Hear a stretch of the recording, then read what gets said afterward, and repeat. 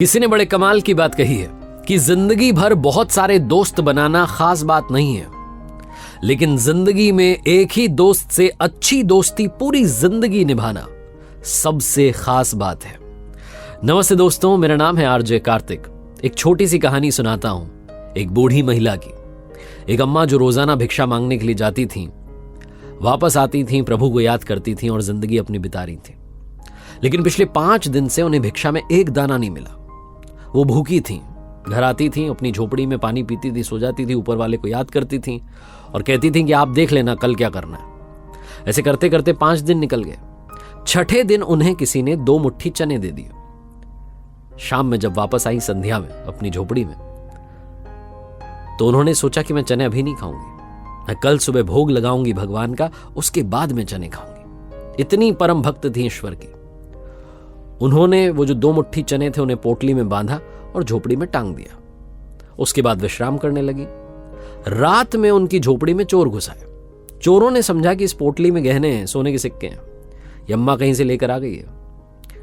चोर वो पोटली चुरा करके भाग गए और जब रात में चोर भाग रहे थे तो उन्हें किसी ने देख लिया, तो और ज्यादा हड़बड़ाहट में वो भागने लगे और भागते भागते गलती से संदीपन ऋषि के आश्रम में पहुंच गए। संदीपन ऋषि का आश्रम वो जहां भगवान श्री कृष्ण और उनके सखा सुदामा शिक्षा ग्रहण कर रहे थे। संदीपन ऋषि के आश्रम में पहुंचे तो वहां गुरु माता को आवाज सुनाई दी कि कोई घुसा है। वो बाहर निकली।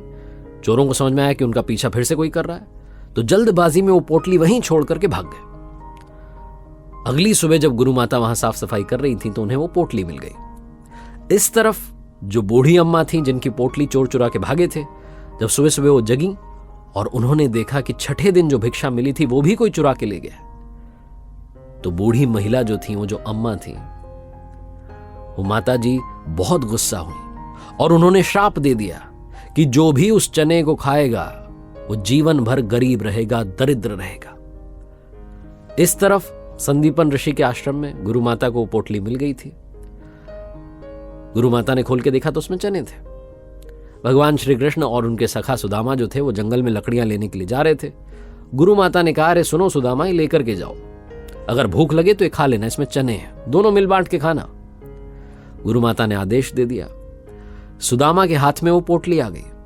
सुदामा जन्मजात ब्रह्मज्ञानी थे, बहुत विद्वान थे। उन्हें पता चल गया कि इस पोटली के पीछे की कहानी क्या है। किसी ने श्राप दिया है, समझ गए। वो जंगल में पहुंचे, लकड़ियां बीनने लगे। सुदामा को लगा कि आदेश तो ये मिला है गुरु माता का कि दोनों को मिलकर बांट के खानी है, लेकिन अगर मैंने भगवान के साथ ये बांट ली तो उन्हें भी वो श्राप लग जाएगा और तीनों लोग दरिद्र हो जाएंगे। मैं जीते जी मेरे जीवन में तो ये नहीं होने दूंगा। सुदामा ने छुप करके फटाफट से सारे चने खा लिए। भगवान श्री कृष्ण को पता न चलने दिया। सुदामा जीवन भर दरिद्र रहे क्योंकि श्राप लगा हुआ था। भगवान श्री कृष्ण को उन्होंने दरिद्र नहीं होने दिया। दोस्ती ये होती है। जीवन में ट्रू फ्रेंडशिप अगर आपको मिल जाए, इससे खूबसूरत कुछ नहीं है। जैसे मैंने बोला कि जिंदगी में बहुत सारे दोस्त बनाना खास नहीं है, लेकिन एक ही व्यक्ति से अच्छी दोस्ती पूरी लाइफ चलाना, पूरी जिंदगी वो दोस्ती निभाना, लाइफ टाइम, वो सबसे खूबसूरत और खास बात होती है। एक बार फिर से कहना चाहता हूं, जो अक्सर आपसे कहता हूं, कर दिखाओ कुछ ऐसा कि दुनिया करना चाहे आपके जैसा। याद रखिए, हर सोमवार सुबह 9:30 बजे मेरे साथ देखिए एक नई कहानी, और हर शुक्रवार सुबह 9:30 बजे अब आप मेरे साथ देख सकते हैं लर्निंग सीरीज का एक नया वीडियो।